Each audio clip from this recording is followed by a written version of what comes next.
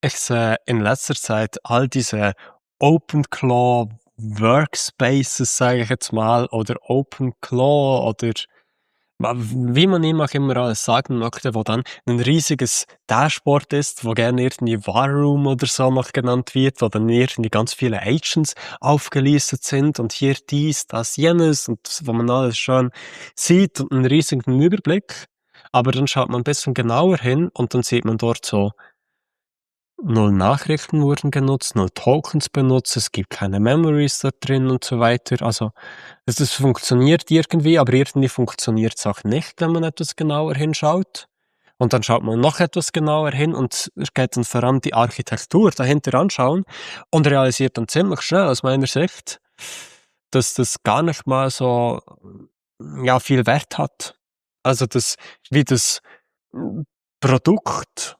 für das Video gemacht wird.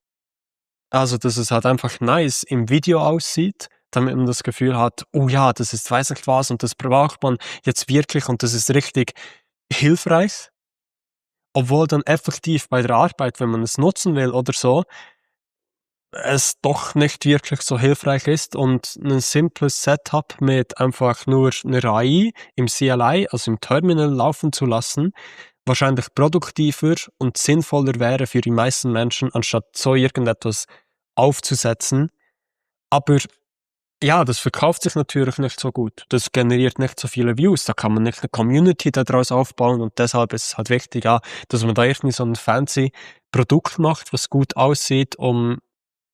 ja, da Menschen dazu zu kriegen, dass die das auch wollen, weil das kann ich bei mir selbst auch wahrnehmen, dass das irgendwo so ein bisschen dieses FOMO, also Fear of Missing Out, generiert dadurch, weil: „Oh ja, das sieht so fancy aus und es ist so ein Dashboard, wo die Dinge zusammenhält.“ Und dann habe ich mir jetzt schon mehrere solche Setups angeschaut und war so: „Hey, ja, das sieht so gut aus und da gibt's so viele Möglichkeiten. Da habe ich doch ganz vieles davon noch nicht umgesetzt und könnte ich mich davon inspirieren lassen, um das auch noch zu machen und hinzukriegen.“ Aber dann halt beim genauer hinzuschauen, merke ich dann so, ja, nein, dieses Feature will ich nicht einmal. Dieses Feature habe ich so gelöst, was sogar noch besser funktioniert, weniger fehleranfällig ist. Und dann ist irgendwann mal nur noch der Punkt so: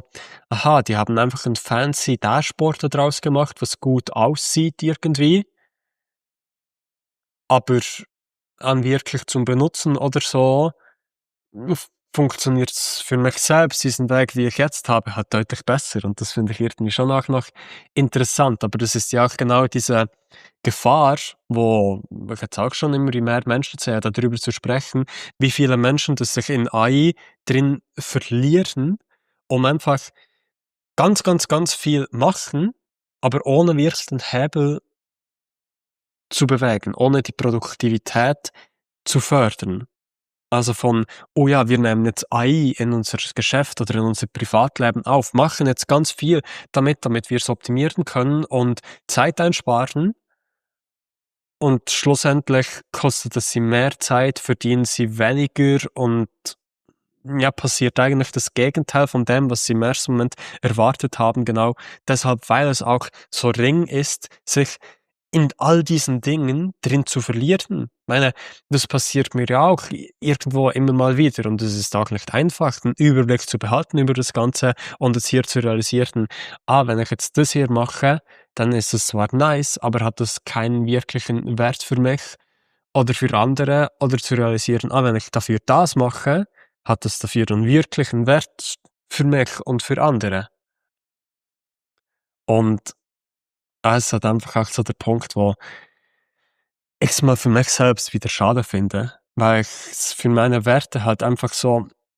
ich gebe gern Wert den Menschen und ich kann nicht irgendwelchen Bullshit verkaufen oder irgendwie etwas aufzusetzen, was gut aussieht, aber keine Substanz dahinter hat. Das geht gegen so viele Prinzipien von mir und deshalb ist jetzt einfach